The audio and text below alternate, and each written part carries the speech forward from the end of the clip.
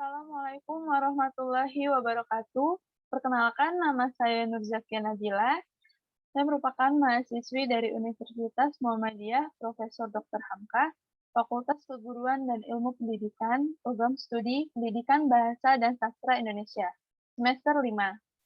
Di sini saya akan menyampaikan hasil pemetaan bahan ajar dan handout yang merupakan salah satu tugas dari mata kuliah pengembangan materi ajar bahasa Indonesia yang diampu oleh Bapak dosen Dr. Irwan Badila MPD.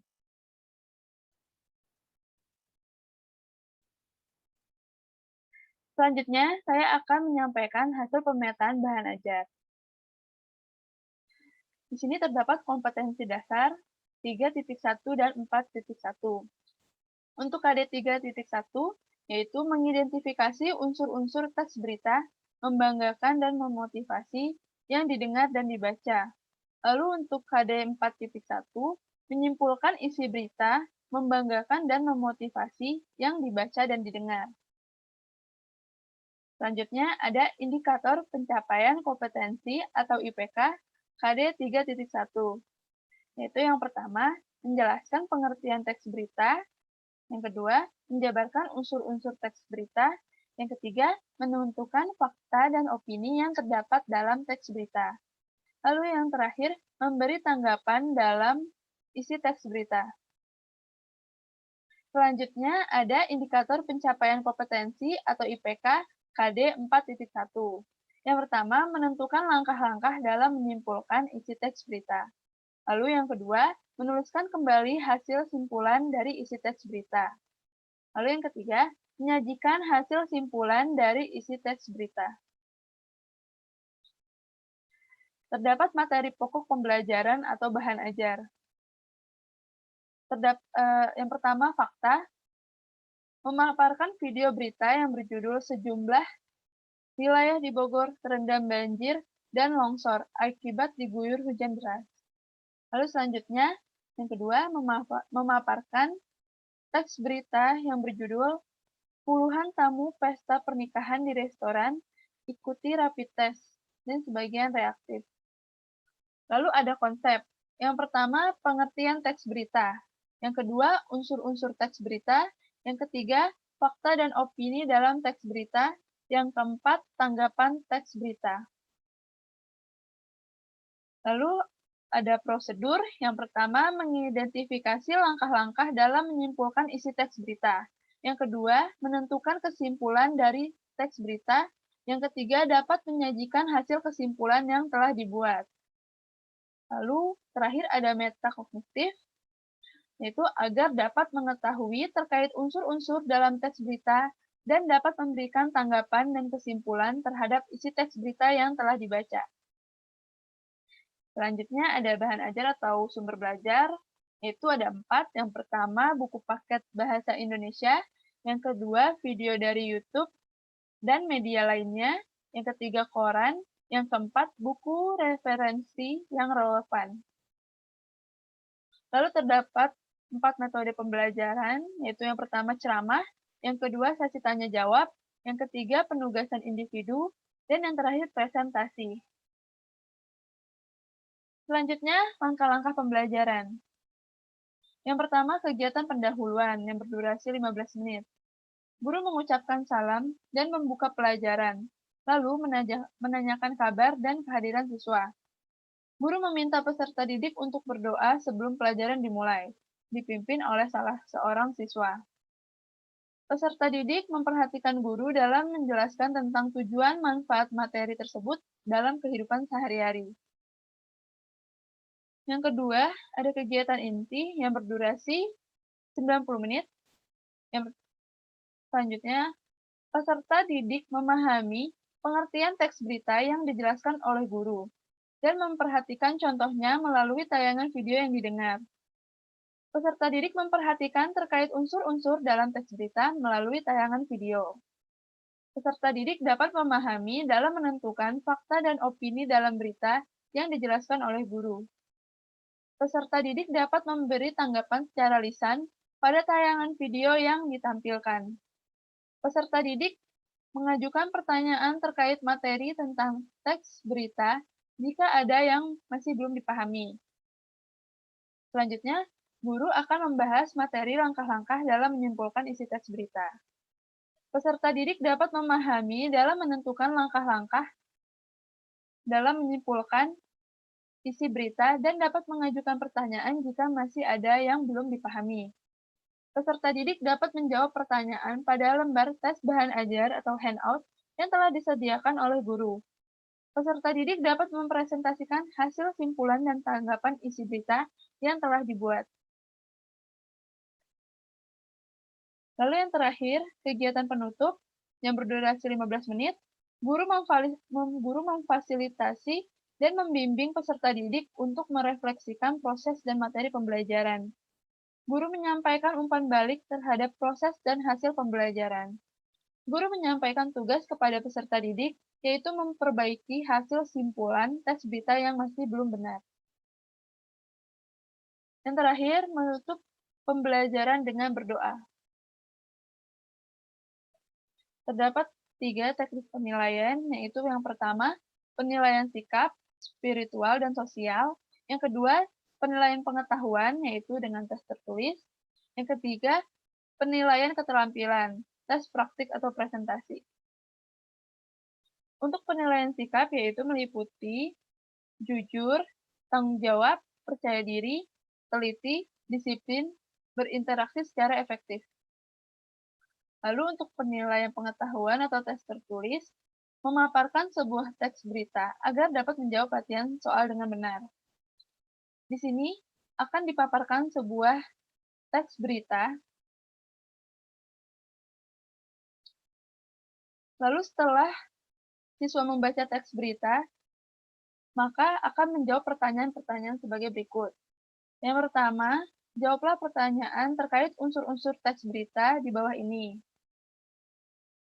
Terdapat 5 poin dalam soal pertama, yaitu yang pertama, peristiwa apa yang terjadi pada teks berita di atas?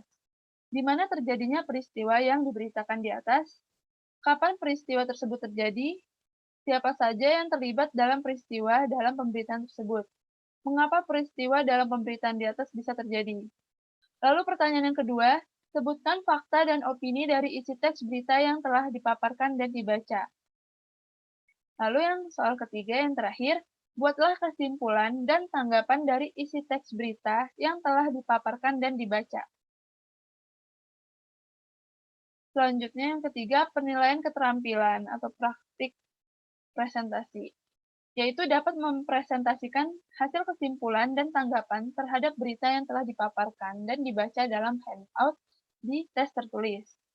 Selanjutnya, mempresentasikan hasil kesimpulan dan tanggapan teks berita dengan memperhatikan kejelasan pelafalan, ketepatan intonasi, artikulasi, mimik muka, dan terakhir volume suara.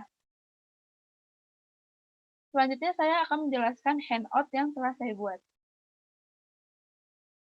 yaitu satuan pendidikannya SMP atau Sekolah Menengah Pertama, mata pelajaran Bahasa Indonesia, kelas 8, semester gasal atau semester 1, yaitu materi pokoknya teks berita, tahun ajaran 2020-2021. Sebelumnya untuk kompetensi dasar, sama seperti pemetaan bahan ajar, yaitu KD 3.1 dan KD 4.1. Lalu untuk indikator pencapaian kompetensi atau IPK, masih sama seperti di pemetaan bahan ajar.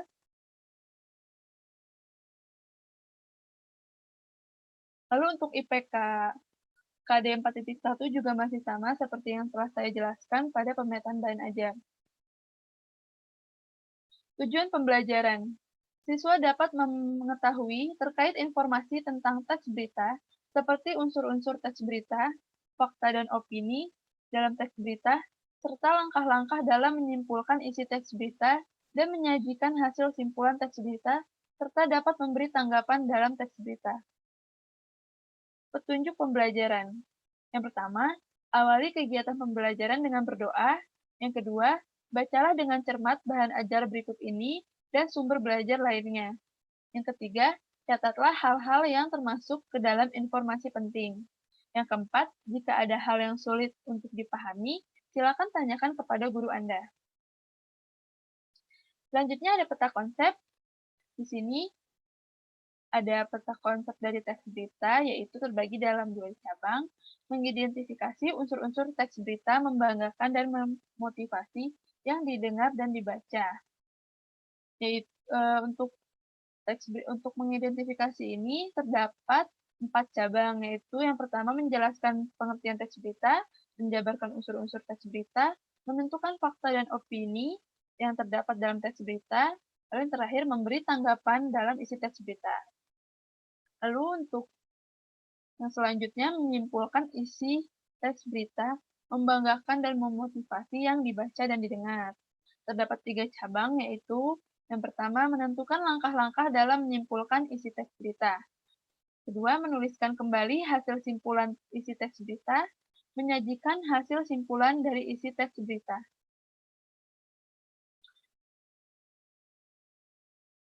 Tahukah kamu, mungkin Anda sering mendengar berita di media cetak maupun elektronik, baik di televisi, radio, koran, maupun media sosial seperti Instagram, YouTube, dan lainnya. Pada zaman sekarang ini, baik tiap detik, menit, maupun tiap jam, selalu ada informasi berita terbaru dan faktual.